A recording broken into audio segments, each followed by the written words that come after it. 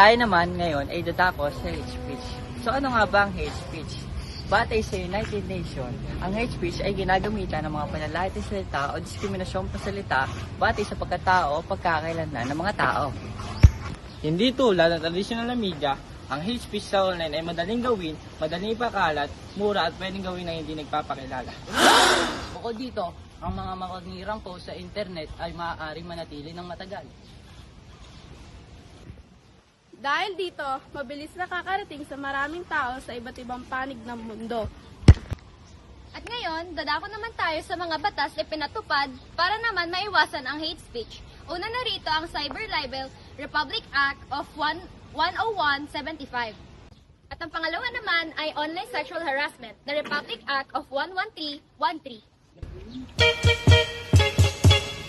Kaya tayo, isipin natin kung ano ang mga binibitawan natin salita sa kapwa natin. Dahil di naman natin alam kung ano ang pinagdadaanan nila sa buhay. Libre lang maging mabait, guys. At pwede pa ito makatulong sa kapwa. Yun lang, paalam.